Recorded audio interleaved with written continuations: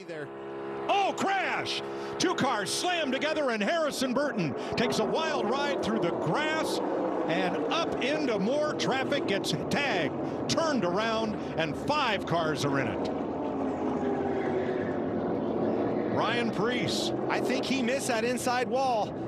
Harrison Burton, big damage on the 21 car. And Carson Hocevar, the rookie, gets taken out into that very, very wet grass in the ball field. Outside of Burton, the green and white car, and Brad Keselowski and he make contact. Keselowski got to his rear bumper, just took a little bit of a love tap, turned him sideways, kind of looked to me like he was on the left corner of that bumper, turned him right down into Harrison Burton. Well, and it's just what we were talking about, Clint, with everybody trying to feel out exactly what their cars were knocked out, or I see him with the hood up on pit road. But Harrison Burton, what a terrible break for the Wood brothers, and everything that you prepare for over the last 3 months, and we see this race go that time every once in a while.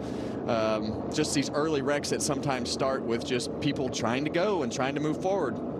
Burton would have been okay, but for coming back up on the racing surface, obviously couldn't slow down. Kaz Grala thought he had the high line clear, and he did until Burton got there. A lot of damage here. Let's ride with Jimmy Johnson.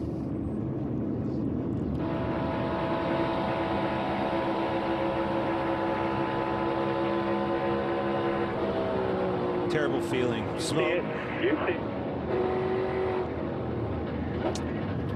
Yeah, and he just. That's a pretty good shot. Yeah, that was hacked there. With this particular car, you can't just hang back like you used to. You have to be somewhat close to the pack. You see Ryan Preece sliding through there. Harrison Burton's radiator and ductwork, everything fly out of the front of the car. That's a good point, Kevin. You know, in years past, back in the day, you just ride around back.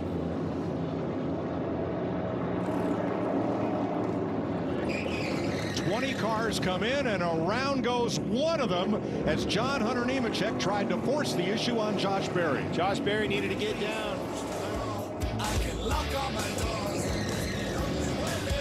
Chastain saw it coming and went up with him. Now Logano to the outside.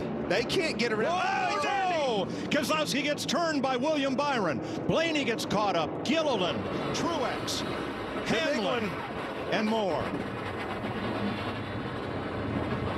All those Fords were struggling to get around Chastain. Who could get around and get that clean air track position first? Anthony Alfredo there. Reddick, massive damage on him. Thursday night winter time. And you see Alex Bowman up the racetrack, and then they start zigging and zagging here. And well, obviously, William Byron and Bowman, that's where it ended up. But the movement from the 6 and the 22, jockeying for position, trying to outduel one another to that position of passing Chastain, that's what stacked all those guys up and got them in trouble. Those guys were going for it. Chastain was holding them up. You saw the 6 go to the bottom. You saw the 22 go to the outside.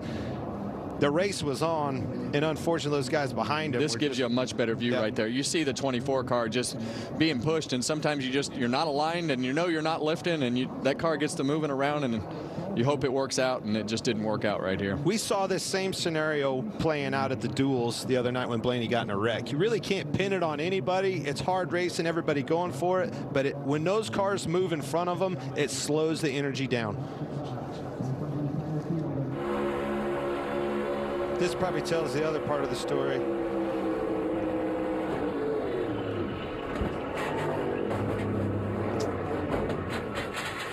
You're not going to run 3 wide that long. Well, we said it several laps ago, right? We both said it. Yeah, when Keselowski turns. Oh my gosh. If that left rear quarter panel wasn't curved in a little bit, I mean, it went right with the curvature of the left rear quarter panel. Ross Chastain and Brandon McReynolds did a phenomenal job of keeping those guys behind him. Had he slipped up one time and missed a block, he'd have been right in the middle of that. He was wheeling it.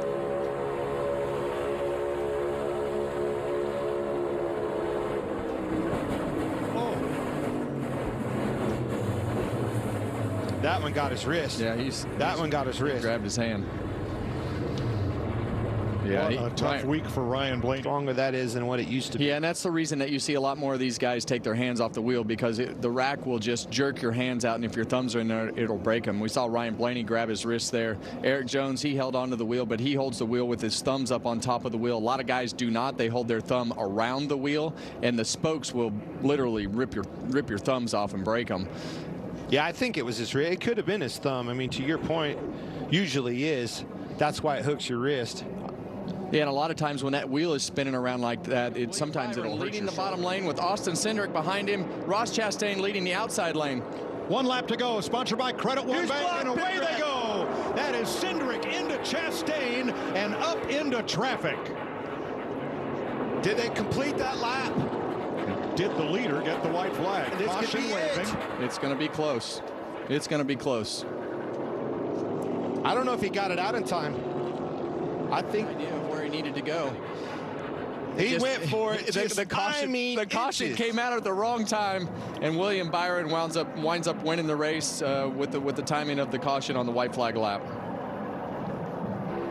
And watch Chastain here. Man, he misses this inside wall so close when he spins down here. Watch how close he gets to this end of the pit road wall. And the other thing that I noticed, watch this, Kevin.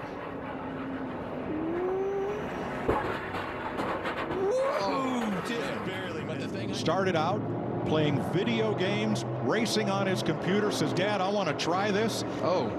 They came to Charlotte and hopped in Legend.